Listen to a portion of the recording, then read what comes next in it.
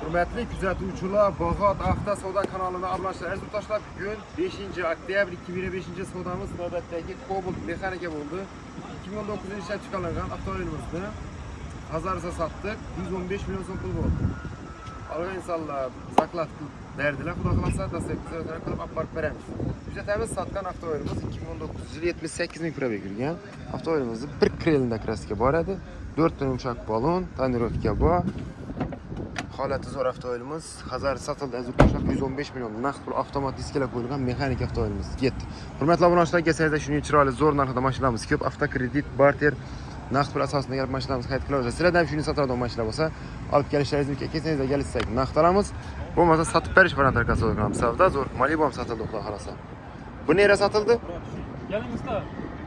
Nera ketdi bu? 4 kala. 50 kalaga. Yaxshi, yaxshimisiz? Kelaverasizlar do'stlar.